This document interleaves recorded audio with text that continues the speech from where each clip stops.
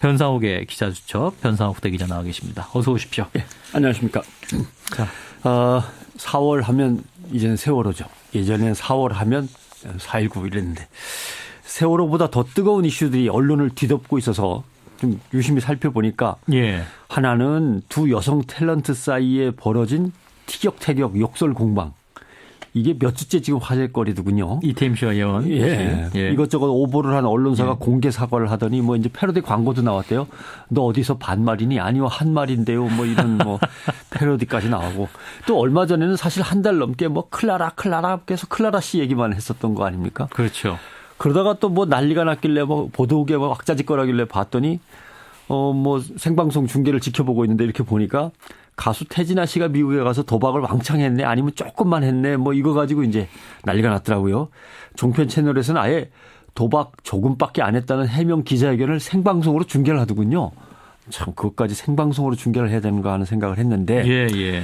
그렇다고 칩시다. 뭐 연예인들이 뭐 나름대로 좀 특수한 직업에 살다 보니까 이런저런 화제거리가 될 수 있는데 한 뉴스 전문 채널 앵커가 뉴스 프로그램 앵커 멘트를 하는데 이런 말을 합디다. 말미에 인사말로. 저희 방송에서도 생중계를 할 정도로 태진아 씨의 도박은 많은 국민들의 관심 사안이었으므로 이렇게 하면서 자기네가 생방송까지 하면서 매달리는 게 너무나 당연한 일인 것처럼 얘기해서 안 되겠다. 한 번은 얘기를 해야겠구나 해서 이제 이 자리에 오늘 나왔습니다. 예. 자, 뭐랄까 이런 모습들이 전형적인 옐로우 저널리즘 이렇게 볼 수 있는 거 아닌가요? 그렇죠. 옐로우 저널리즘 결국 남의 사생활을 파헤쳐서 장사해 먹고 사는 겁니다. 뭐 쉽게 말하면 좋게 말하면 자기들 말로는 연예 저널리즘 이렇게 얘기를 합니다만은 뭐라고 부르든 그것도 좋고 그걸 위해서 태어난 언론이 있어요. 연예 저널리즘을 위해서 또 그걸로 먹고 살아야 합니다. 여기서 이제 간과해서 안 될 것은 옐로우 저널리즘으로 탄생해서 옐로우 저널리즘으로 먹고 사는 언론사만 이런 식으로 행동해서 이렇게 난리법석이 벌어지지는 않는 겁니다.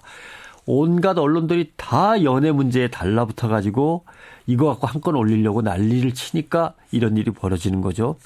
그것도 뭐 봐주겠어요. 핫 이슈니까 뭐 그렇다고 치는데 그렇게 많은 기사들이 한꺼번에 연예 기사들이 우르르 쏟아져 나와서 온라인을 뒤덮는 데는 이유가 있습니다. 왜냐하면 취재해서 쓰는 게 아니라 남의 걸 그냥 바로 베껴 쓰는 거니까 이렇게 되는 거예요. 예. 그러니까 남의 기사를 무조건 그대로 순식간에 베껴 쓰는 거죠. 뭐 더 취재를 해볼까, 조금 바꿔볼까, 좀 깊이 들어가 볼까, 다른 시각에서 쳐다볼까 이런 고민이 전혀 없는 거예요. 네. 야, 저 태진아 씨 무슨 기사 떴다. 바로 뺏겼어. 저 말싸움 기사 또 났다. 써. 뭐 이렇게 하면 그냥 그 자리에서 이제 베껴 쓰는 거죠. 요새 뭐 인터넷에서 어뷰징이라고 해서 제목만 바꿔가지고 예. 이렇게 막 기사 내기도 하고. 근데 어떨 땐 제목도 안 바꿉니다, 사실. 예. 다른 언론사의 취재물을 이런 식으로 볼 것도 없이 베껴내는 행위는 당연히 저작권 침해 행위이고 뭐 절도라고 표현하기는 뭐합니다. 도용 행위입니다. 예. 사실 과거 저널리즘에서는 남의 걸 아무래도 써야겠다라고 하면은 야 이렇게라도 바꿔봐 하는 최소한의 걸러내기 시스템이라든가 이런 게 있었어요. 장치가. 그렇죠. 근데 이게 이제 전혀 사용되지 않고 있는 이런 상황이고 그다음에 또 하나는 기사를 두고 이것이 과연 우리가 이렇게 내보낼 만한 거냐 이런 고민을 하면서 내보내야 되는데 그리고 얼마나 크게 내보낼 거냐 이걸 비중을 재보자 이런 고민이 있어야 되는데 이러한 가치 판단이 점점 사라져가고 있는 거죠. 예. 야. 지금 뭐 4월은 세월호인데 세월호 기획을 하자 뭐 이런 고민보다는 야 세월호 골치 아픈 건 빼고 뭐 좀 화끈한 걸 빨리 찾아봐 이런 식으로 고민이 흘러가고 있는 거죠. 예. 종편 채널에 경제지까지도 나서서 전부 다 연예 뉴스만 씁니다. 심지어는 경제지 온라인 화면을 이렇게 지켜보면 절반 이상이 연예 뉴스입니다. 경제지인데도. 예. 또 하나 우리가 너무 무감각하게 받아들이면서 읽는 기사, 욕하면서도 읽는 기사. 텔레비전 드라마나 오락 프로그램을 그대로 보다가 그대로 받아 쓰는 거 있죠. 드라마에서 뭐 아무개가 드디어 숨겨놓은 아들이 발각됐다. 뭐 누구하고 드디어 사랑 고백을 했다. 다 드라마에 나오는 장면을 그대로 옮겨 쓰는 겁니다. 드라마 장면이 기사예요. 그러니까. 예, 뭐 그냥 그대로 옮겨 쓰면 돼요. 예. 그리고 오락 프로그램에서 어제 뭐 누가 1등을 했다. 뭐 2등을 했다. 뭐 게임하다가 3등을 했다. 뭐 이런 거. 누구하고 누가 손발이 잘 맞았다. 텔레비전 보고 그냥 감상문 쓰는 거죠. 또 이런 걸 네이버나 다음 같은 포털에서는 또 주요 뉴스라고 대문에다가 버젓이 걸어 놓습니다. 또 언론사들은 그걸 노려갖고 또 계속 만들어내고, 결국 이런 악순환이 거듭된다. 그러니까, 그런데 이제 가끔 이런 것도 있어요. 뭐라고 할까요? 언론에 그래도 양심이 조금은 살아있는 모양이다라는 걸 발견할 때가 있어요. 뭔지 아시겠습니까? 뭐죠? 기사에 기자의 이름을 안 써요. 창피하니까. 예. 창피해. 본인 필명 기사를 안 쓴다? 그렇죠. 창피하니까 서로 간에 내가 안 쓰는 걸로 해서 기사의 이름을 적지 않습니다. 기자의 이름을 적지 않습니다.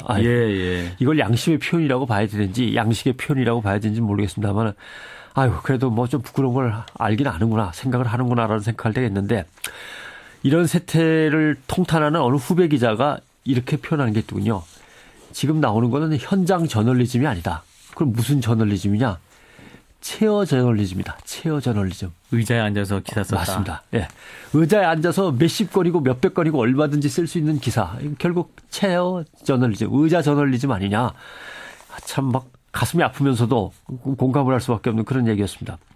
그러나 언제고 시청자, 독자들은 분명히 얘기를 할 겁니다. 지금 일부 언론을 기레기라고 막 부르면서 야단치지 않습니까? 그렇죠. 저널리즘 아닌 너절리즘이라고 아마 그때는 부를 거라고 생각합니다. 저는. 저널리즘, 예. 너절리즘. 뭐 그 말이 그 말 아니냐. 이렇게 참 안타까운 거죠. 예.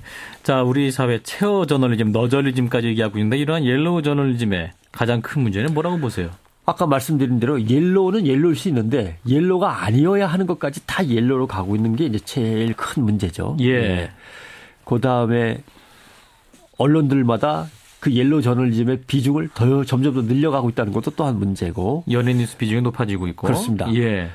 그다음에 뭐 이런 얘기를 꼭 잔소리입니다마는 영국 주간지 이코노미스트가 몇 년 전에 분석한 걸 보면 언론 기업 중에 아메리칸 미디어라고 엄청나게 많은 잡지와 신문을 거느리는 회사가 있습니다. 예. 스타, 글로브, 인콰이어러, 위클리 월드 뉴스, 옐로우 저널리즘을 왕창 다 갖고 있습니다. 이 미디어 그룹이. 근데 이 미디어 그룹의 채권이 요새 정크 펀드, 쓰레기 취급을 받는다라는 분석이었어요. 그러니까 이제 사람들로부터 대접을 못 받는 거죠. 옛날엔 재밌어서 보긴 봤는데 이제는 읽는 사람들도 보는 사람들도 내가 이런 거에 맨날 매달려서 웃고 울고 떠들고 하는 게 내가 잘하는 짓인가라고 자기 반성을 해나가고 있다. 그래서 이 미디어 그룹의 주가가 뚝 떨어지고 광고도 붙질 않는다. 선정적인 제목을 달아서 어떻게든 사람들에게 팔아먹으려고 하지만 결혼, 이혼, 스캔들, 술주정, 인기 연예인의 사생활 뉴스 가지고 언제까지 먹고 살 수 있는 것은 아니다라는 분석 기사가 있었습니다. 예. 결국 저널리즘이 너절리즘이 돼버리고 독자에게도 버림받는 그날이 그렇게 멀진 않았다. 지금이라도 온라인 뉴스는 어떻게 나가야 되는가라고 하는 방향을 설정하자라는 말씀을 드리고 싶은 거죠. 네. 변사옥대 기자였습니다. 고맙습니다. 고맙습니다.